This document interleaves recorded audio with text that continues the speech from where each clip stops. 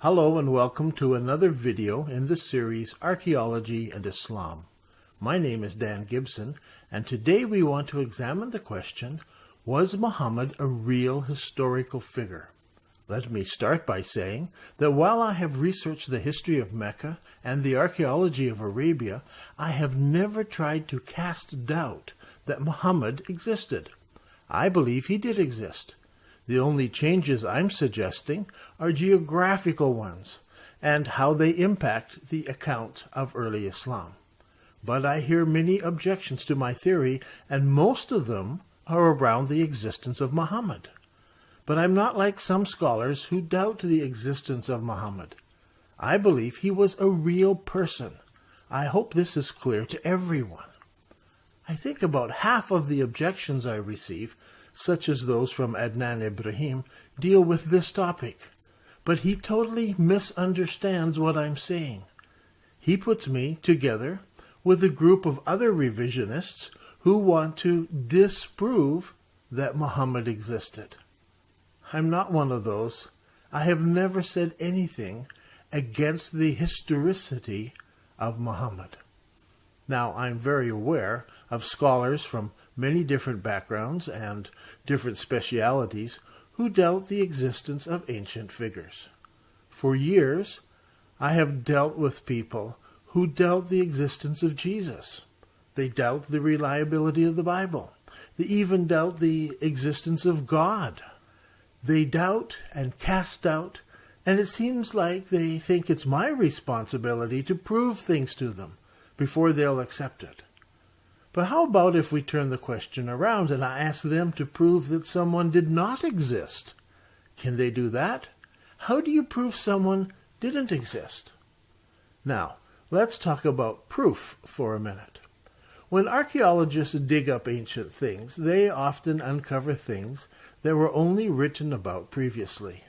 The people of Thamud seem to be imaginatory, until we discovered various kinds of Thamudic writing, such as from Tema or Hisma. Now, let me explain this with a different example.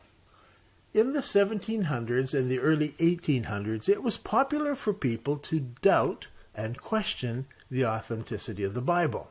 They said that the Bible was full of mythical civilizations, and that the writers of the Bible made up names of mythical people groups around their imaginations, just made them up. This was used as proof that the Bible was just a bunch of nonsense. Some proposed the idea that a lot of the Old Testament was written in Babylon just a few hundred years before the time of Jesus. One of the popular examples back then, we're talking the 1700s, was the civilization known in the Bible as the Hittites. The whole existence of Hittites was scoffed at.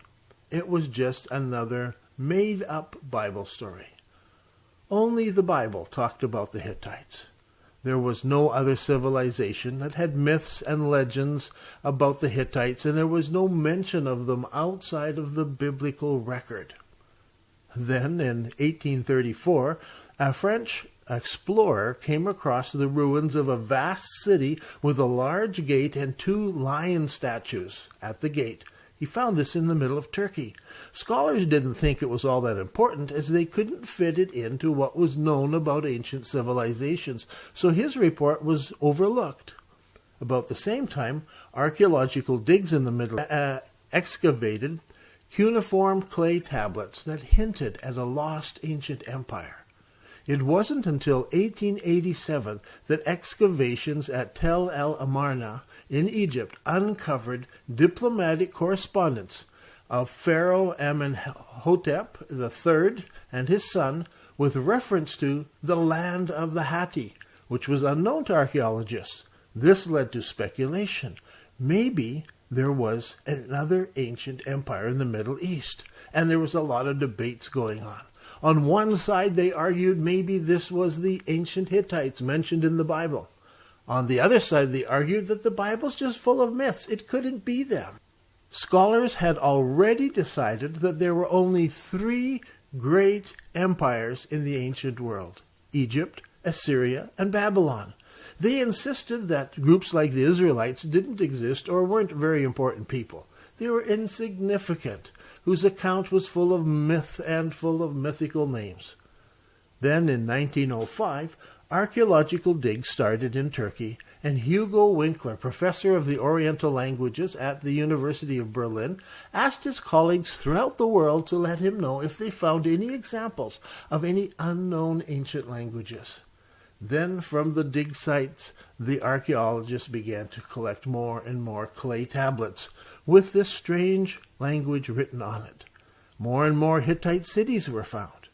In the end, it became clear that a huge ancient Hittite empire really did exist. Now, why do I bring this up? Well, the writers of the Old Testament tell us a lot about Hittites. But the Hittite nation disappeared from history and from the historical record, and by 600 BC, it was totally forgotten. No one claimed to know anything about the Hittites except the Bible. So it became popular to say the Bible had made up stories in it. But now we know the truth. Now my question is, if the Hittites disappeared from known history, how did so much information about the Hittites end up in the Bible? They're mentioned during the time of Abraham, and during the time of Moses, and during the time of King David. If the Bible was made up so much later, how did the writers at that time even know that the Hittites existed? Instead of disproving the Bible, for me at least, it seems to prove the Bible. It seems to prove it's a very ancient text. Even to this date, I hear university professors casting doubt on the Bible because it contains mythical civilizations. The argument still seems to hang on, even though it collapsed a long time ago. So I urge you, do not be discouraged about people who doubt the existence of Muhammad. Archaeologists are only now beginning to uncover things. Doubting the existence of someone is not proof that they never existed. Let me repeat that. Doubting the existence of something or someone is not proof that they never existed. It's not your responsibility to have to defend the existence of Muhammad. It's their responsibility to prove that he never existed. They can question all they want, but how can they prove he never existed? You will find everywhere you go people who doubt the existence of the prophets. This has been the case from the very beginning. They ask, did the prophets exist? They ask, who is a true prophet? Now, those are two very important questions. People will question the existence of King David, and we will look at the archaeology of David in another video. There are people who question the existence of Solomon, and we will look at the archaeology of Solomon in another video. There are people who question the existence of Abraham, and we will look at the archaeology of Abraham in another video. People question the existence of Moses, and we will look at the archaeology of Moses in another video. We have lots of videos that we're planning in this series. So do not be surprised when people question the existence of prophets. So how do we tell if an ancient people existed? Now here are 5 things we can look at. This is my list, and these are my 5 criteria that I like to analyze things by. First of all, does their actual name, is it written on ancient material such as coins or inscriptions? Second, is the existence of these people acknowledged by the surrounding nations? Third, is there a large body of people that came out of this time that support it? Fourth, is there a large body of literature? And then fifth, supporting circumstantial evidence. Now this is my own list, not something I copied from somewhere. So let's apply these 5 criteria to the person of Muhammad. Is his actual name written on ancient material? Now here the opponents of the existence of Muhammad, they jump up and down and claim victory. They claim that we cannot find the name of Muhammad written anywhere in stone or on coins during the life of Muhammad. Now this is also claimed against the existence of Jesus and John the Baptist and so on. Show us a coin, they shout. Then we'll believe. Well, none of the prophets were in the business of making coins. They were not pushing their own agendas. They came as spokespersons for God. None of the founders of the world's great religions have anything written about them during their own lifetime. So it is not any surprise that we find this true about Muhammad. None of the earliest Islamic coins mention Muhammad, as Muhammad only ruled in Arabia. Now, as the Muslim armies moved out of Arabia, they didn't mint coins. They simply used the coins that were already in existence in those countries. There was no need to mint new coins. When you captured a city, you captured all of the coins in that city. So it wasn't until the time of Abd al-Malik, who focused on building the infrastructure of the Islamic world, that we start to find Muslim coins. It was Abd al-Malik who focused on uniting the people together. Up until his time, Greek was commonly used as well as Arabic. He was the first ruler to insist that Arabic be used as a common language and that all rules and laws be written in Arabic. He was the one who struggled to unite the Muslims, who at that time had two different Qiblas. We can see this from the history of the Qiblas. And so he united them so they agree on one Qibla in Saudi Arabia. He built many of the first buildings in Mecca in Saudi. And so it comes as no surprise that the first coins that Abdul Malik had minted had both Greek and Arabic written on them. What did they write on the coins? Muhammad's name? No.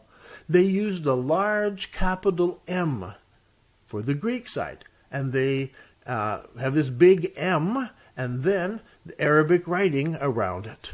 Soon after that, we find the Arabic shahada, or the witness, appearing on coins. So while we do not find the name of Muhammad on the very earliest coins, we find a large M on coins 90 years after Muhammad's life. So from this point on, we have coins that substantiate the existence of the caliphs with clear Islamic writings. Now, what about the surrounding nations? Byzantine Syria was aware of Muhammad within 2 years of his death at the very latest. Sebios, the church bishop who was alive during the time of Muhammad, wrote that the Arab invasion of Syria was between 632 and 634. He mentions that a false prophet had appeared among the Sarsians and dismisses Muhammad as an impostor on the ground that prophets do not come with a sword and chariots. In chapter 30 of his books, Sebios tells us that Muhammad gathered his army and they set out from the Paran desert and apparently marched towards the Moabite Rabbah, where they met the armies of the Byzantines. This would have been at Muta, just as the Islamic records tell us. But there's one major difference. In the Islamic records, it says they left from Medina and Mecca. In Sebios, they leave from Paran. This is very significant because Paran spans the area west and east of Wadi Araba, which includes the region of Petra. This entire area, both east and west of Wadi Araba, has been called Paran by ancient writers and was home to the ancient Nabatean people. Sebios is quite clear that the armies left from this area, while the Islamic writers speak of Mecca and Medina. How can this be rectified?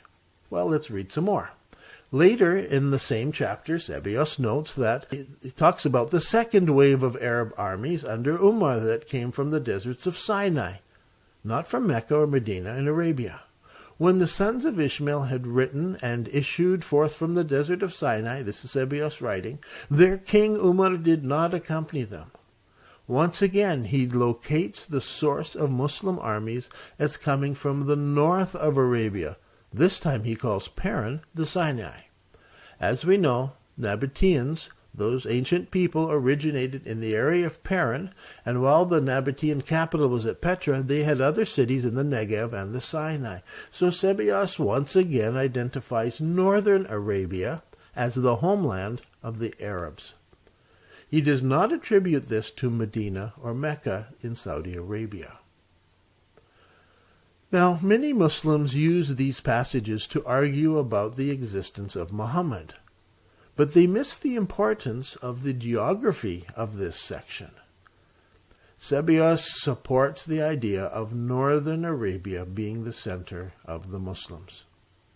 Now, there is another Armenian writer, Thomas Artzruni, who writes before his death in 887, and he tells us this. He says, "At that time, in a place of Petria, Arabia, Paran, named Mecca, the Mecca, he showed himself to brothers, bandits, warriors, and band chiefs, worshipping in a temple. From this it is clear that the Prophet Muhammad was not born and raised in Mecca in Saudi Arabia, but that he lived in the city of Mecca in Paran in Arabia Petria. Here the writer clearly calls it the Mecca and places it in southern Jordan." Now listen carefully. Thomas Artzruni gives the city two names. First he calls it Petria, Arabia, Paran. This is the Greek name. And then he tells us the Arabic name for the city, Mecca, the Mecca. Why does he emphasize this? Because by the time of his writing, Petra, known as Mecca, is abandoned, and Mecca in Saudi Arabia is the only Mecca still in existence. Please understand the importance of this. As we have said before, the city of Petra had two names. To the Greeks, it was known as Petra, but to the Arabs, the city of Petra was known as Mecca. And Thomas Artzruni says, the Mecca, just so you know for sure it's the same thing. It was not unusual for ancient cities to have different names given by different people at different times. So the Islamic records are not untrue when they talk about Muhammad and Mecca, because Petra and Mecca at that time were the same place. So when we read Islamic writings, we must remember that Mecca in Paran became and moved to become Mecca in Saudi Arabia. This is why my survey of early Islamic Qiblas is important, because it indicates when this change took place, when we should understand that the literature is referring to Petra or to Mecca, because both were known as Mecca.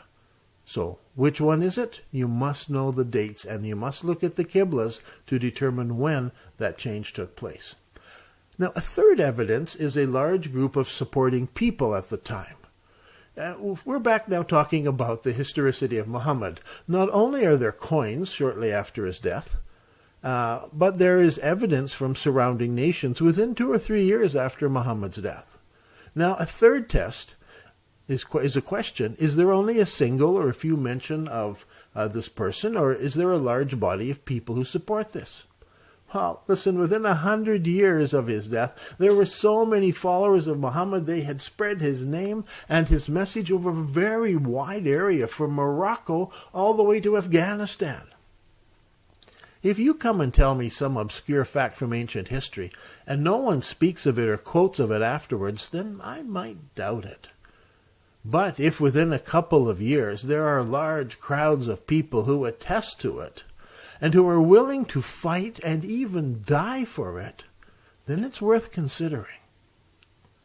In the same way, when we question or we hear of questions of the historicity of Jesus, within a few short years there were thousands of people who were willing to testify and die for him. This stands for something, should not be easily dismissed. Now, a fourth consideration is if there's a large body of supporting ancient literature. We have not only the hadiths and the histories written 250 years after the death of Muhammad, but there are also letters and personal correspondence of people who wrote about Muhammad and about Islam. And today there's a very large body of supporting literature. The only way I can explain the existence of this literature is that Muhammad was a literal historical figure.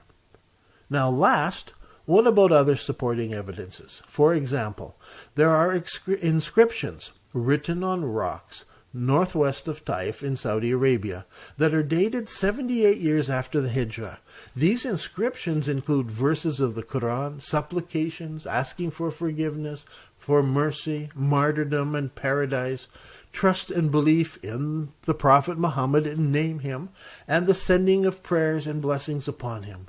One inscription stands out, as it contains the full Shahada, or the testimony, and also mention of the building of Masjid al-Haram that year. We've talked about this before in other videos. This is only 78 years after the Hijrah, and so Muhammad is named in a dated rock inscription.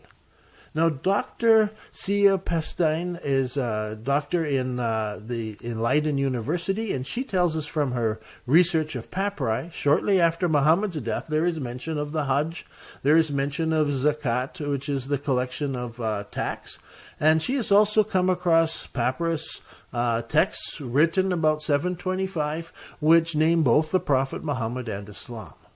Now, another argument for the existence of Muhammad is that when we go to the Middle East, we find the names of ancient people and their gods that are mentioned in Islamic records. Thamud is there. So is the inscriptions that mention Dushera, Al-Lat, Al-Usa, and others, just like the ancient Islamic records tell us. Now, I argue that these are all found in northern Arabia, but my argument is really only about geography. I don't claim that Muhammad did not exist.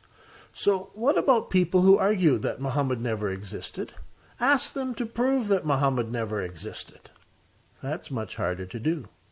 Do people make up fictional leaders and then fight and die for them?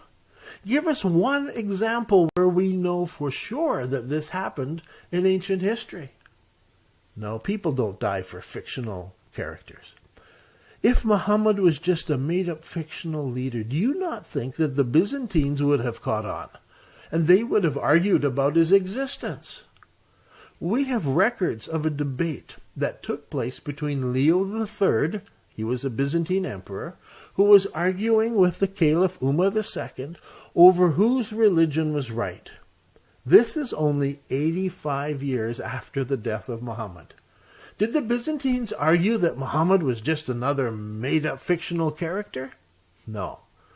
They argued that General Hajjaj had written great parts of the Quran, and he had added those parts to what Muhammad had revealed. This is repeated several times from several different sources, and Umar doesn't deny it. But the existence of Muhammad is never questioned. Now, 1,300 years later, there are scholars who want to question the existence of Muhammad. I'm sorry. From all of this, I conclude that it seems obvious to me that there is sufficient evidence to support that Muhammad was a literal, historical figure. The question that people should really ask is, was Muhammad a true prophet? And what are the marks of a true prophet? But that will be the subject of another video sometime in the future. I'm Dan Gibson, and this has been another video in the series Archaeology and Islam.